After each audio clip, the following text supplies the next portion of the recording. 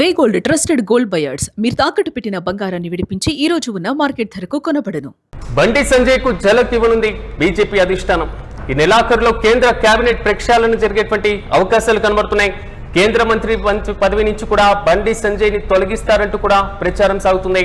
బండి కొడుకుపై POCSO case నమోదు కావడంతో తీవ్ర విమర్శలు వస్తున్నాయి. కేంద్ర హోంశాఖ సహాయ మంత్రిగా ఉన్నారు బండి సంజయ్. మంత్రివర్గం నుంచి బండి సంజయ్ ని తప్పించాలని ప్రతిపక్షాలు డిమాండ్ చేస్తున్నాయి. మరోవైపు కేంద్ర మంత్రివర్గ పునర్వ్యవస్థీకరణకు రంగం సిద్ధమైనట్లుగా రాజకీయ వర్గాల్లో జోరుగా చర్చ సాగుతుంది.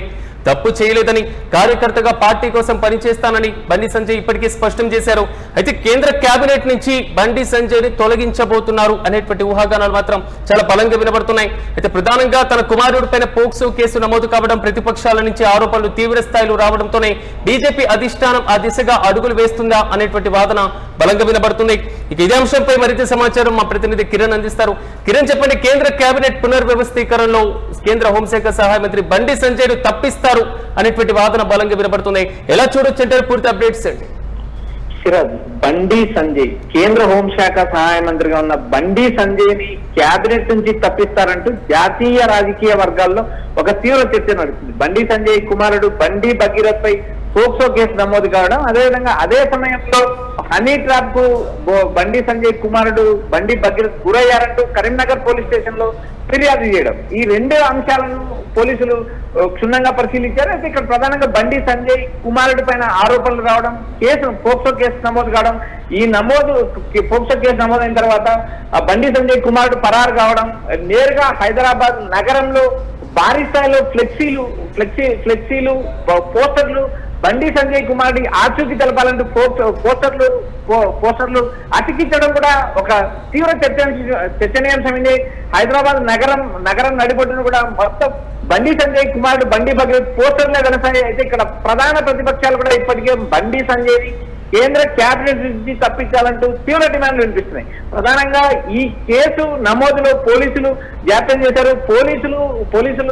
పోలీసులే కాకుండా అధికార పార్టీతో బండి సంజయ్ ఉన్న సంబంధాలు, సీఎం రేవంత్ రెడ్డితో ఉన్న సాన్నిధ్యము, మరోపక్క కరీంనగర్ మంత్రి ఎవరైతే ఉన్నారో రవాణా శాఖ మంత్రి పొన్నం ప్రభాకర్ కు నేరుగా బండి సంజయ్ ఉన్న సంబంధాలతోనే ఈ కేసు నీరు గారుతుందంటూ ఇప్పటికే ప్రతిపక్షాలు విమర్శలు చేస్తున్నాయి. అయితే ఇప్పటికీ కూడా అధికార పార్టీ ఏదైతే పోక్సో కేసు నమోదైన తర్వాత సిట్ ఏర్పాటు చేయడం ఏంటంటూ ప్రతిపక్ష పార్టీలు తీవ్ర విమర్శలు కురిపిస్తున్నాయి. పోక్సో కేసు నమోదైన తర్వాత ప్రభుత్వం సిట్ ఎందుకు ఏర్పాటు చేసింది, కావాలని ఈ కేసును నీరు గారుస్తున్నారంటూ మరోపక్క విమర్శల వర్షం కురిపిస్తుంది. హైదరాబాద్ నగరంలో మొత్తం బండి భగీరథ్ పోస్టర్లు వెరసాయి, ఆచూకీ తెలపాలి, కేంద్ర మంత్రి కుమారుడు ఆచూకీ తెలపాలంటూ, ఆచూకీ తెలిపిన వారికి సరైన బహుమతి ఇస్తామంటూ పోస్టర్లు వేయడం తీవ్ర కలకలైనది. అయితే ఈ నెల చివరి వారం కానీ రేపు నెల మొదటి వారంలో కేంద్ర కేబినెట్ పునర్వ్యవస్థీకరణ జరుగుతుందంటూ ఒక ప్రచారం నడుస్తుంది. జూన్ 9వ తేదీకి ప్రధానమంత్రి నరేంద్ర మోడీ మూడోసారి బాధ్యతలు చేపట్టి 2 ఏళ్లు పూర్తవుతుంది. ఈ నేపథ్యంలో భాగంగా కేంద్ర కేబినెట్ విస్తరణ జరిగే అవకాశం ఉంది. ఆ విస్తరణలో బండి సంజయ్ మంత్రి పదవిని తొలగిస్తారంటూ ఇప్పటికే ఒక ప్రచారం జరుగుతుంది. ఇప్పటికే హోంశాఖ అంటే ఈ ప్రచారం వెనకాల కూడా ఒక బలమైనటువంటి కారణాలు కనబడుతున్నాయి. తెలంగాణలో బీజేపీ బలోపేతం దిశగా అడుగులు వేస్తున్నటువంటి లేదా ఫోకస్ పెట్టినటువంటి అధిష్టానానికి తాజాగా ఎదురవుతున్నటువంటి ఈ వివాదాలు కొంతవరకు పార్టీ పరంగా డ్యామేజ్ అవ్వకూడదు అనేటువంటి ఆలోచన ఏమైనా మొదలైంది అనుకోవాలా బీజేపీ అధిష్టానం దగ్గర? ఇప్పటికే ప్రధానమంత్రి నరేంద్ర మోడీ పర్యటన ముగిసింది. పర్యటనలో కూడా ఆయన నేరుగా బీజేపీ నేతలకు వార్నింగ్ ఇచ్చారు. మీరు మారతారా లేక అధికారంలో ఉన్న సీఎం రేవంత్ రెడ్డిని తన వైపు తిప్పుకోవాలన్నా అనే నేపథ్యంలో ఆయన చేసిన వ్యాఖ్యలు కూడా రాజకీయాల్లో సంచలనమే. ఇది ఒక రకంగా బీజేపీ నేతలకు వార్నింగ్ అని స్పష్టంగా చెప్పొచ్చు. అయితే ఇక్కడ ప్రధానంగా తెలంగాణలో బీజేపీ ఎదగడానికి ప్రయత్నం చేసిన ప్రతిసారి ఏదో ఒక రూపంలో అవరోధం ఎదురవుతుంది. ఎందుకంటే గతంలో కూడా బండి సంజయ్ బీజేపీ అధ్యక్షుగా ఉన్న సమయంలో బీజేపీ పీక్స్ చేరింది. అయితే అప్పుడు బండి సంజయ్ మీద వచ్చిన ఆరోపణల నేపథ్యం, అప్పుడున్న రాజకీయ అవసరాల నేపథ్యంలో బండి సంజయ్ పదవిని తొలగించిన తర్వాత తెలంగాణ అసెంబ్లీ ఎన్నికలు జరిగాయి. ఆ ఎన్నికల్లో బీజేపీ కేవలం 8 స్థానాలకు పరిమితమైంది. తర్వాత జరిగిన పార్లమెంట్ ఎన్నికల్లో 8 పార్లమెంట్ స్థానాలు గెలిచింది. అయితే ఇక్కడ ప్రధానంగా బండి సంజయ్ ఈ పీక్ స్టేజ్ ఏదైతే బండి సంజయ్ పార్టీని పీక్ స్టేజ్ తీసుకొచ్చిన సమయంలో ఆయన అధ్యక్షుడిగా తొలగించడంతో ఆ ఎన్నికల్లో ఖచ్చితంగా బీజేపీ దెబ్బతిందంటే ఖచ్చితంగా దెబ్బతిందని స్పష్టంగా చెప్పొచ్చు. అయితే ఇక్కడ ప్రధానంగా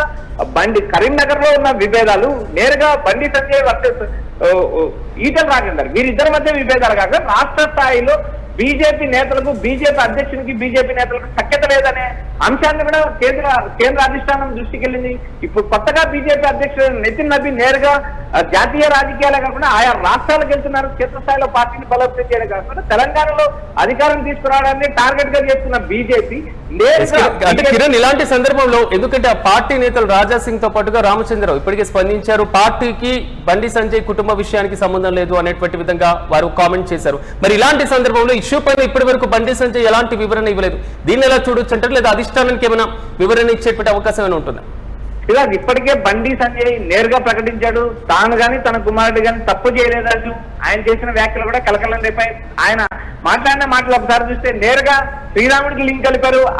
ఈ రాజకీయాల్లో విమర్శలు, వ్యక్తిగత విమర్శలు సాధ్యమైన నేపథ్యంలో బండి సంజయ్ తన కుమారుడు తప్పు చేయలేదనే అంశాన్ని కూడా స్పష్టం చేసిన నేపథ్యంలో నేరుగా బీజేపీ అధిష్టానం కూడా స్పందించింది. ఇప్పటికే రాజా సింగ్ బీజేపీలో లేకపోయినప్పటికీ రాజా సింగ్ తప్పు చేసిన బండి సంజయ్ కుమార్ని శిక్షించాలంటే డిమాండ్ చేశారు. మరోపక్క బీజేపీ రాష్ట్ర అధ్యక్షుడు రామచంద్రరావు నేరుగా బండి సంజయ్ కుమారుడికి బీజేపీకి సంబంధం లేదంటూ ఆయన స్పష్టం చేసిన నేపథ్యం చేశారు. అయితే ఇక్కడ ప్రధానంగా కేంద్ర హోంశాఖ సహాయ మంత్రిగా ఉన్న బండి సంజయ్ కుమారుడు పోక్సో కేసు నమోదు కావడం, బాధిత కుటుంబం పైన హనీ ట్రాప్ ఆరోపణలు చేయడం, అదేవిధంగా నేరుగా తానే ఒక అంశాన్ని సృష్టించారంటూ ఆరోపణలు రావడం, మరోపక్క మహిళా సంఘాలు, ప్రతిపక్ష బీఆర్ఎస్ పార్టీ నేరుగా తీవ్ర విమర్శలు కురిపించడమే కాకుండా ఒక కేంద్ర హోంశాఖ సహాయ మంత్రిగా ఉన్న బండి సంజయ్ అధికారంలో ఉంటే బాధితురాలకి న్యాయం ఎలా జరుగుతుందంటూ ప్రతిపక్ష పార్టీలతో సహా మహిళా సంఘాలు డిమాండ్ చేస్తుంది. ఇక్కడ ప్రధానంగా ఈ కేసులో, పోక్సో కేసులో దాదాపు సిట్ ఇప్పటికే నోటీస్ జారీ చేసింది.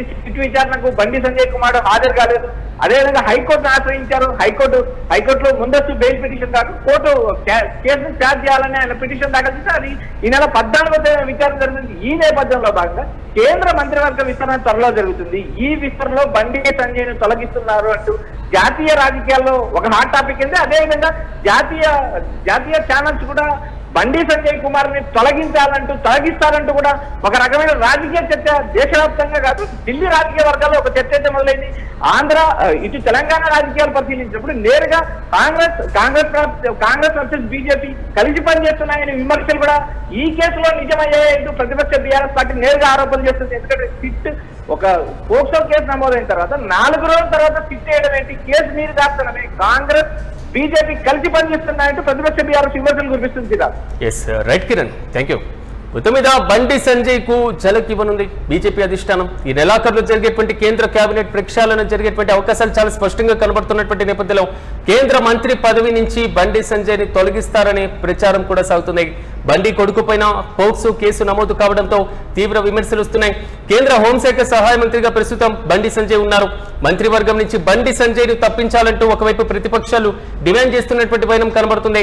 అయితే కేంద్ర మంత్రివర్గ పునర్వ్యవస్థీకరణకు ఆల్మోస్ట్ రంగం సిద్ధమైనట్లుగా రాజకీయ వర్గాల్లో జోరుగా చర్చ సాగుతున్నటువంటి నేపథ్యంలో బండి సంజయ్ ను కేబినెట్ నుంచి తప్పిస్తారు అనేటువంటి వాదన బలంగా వినబడుతుంది.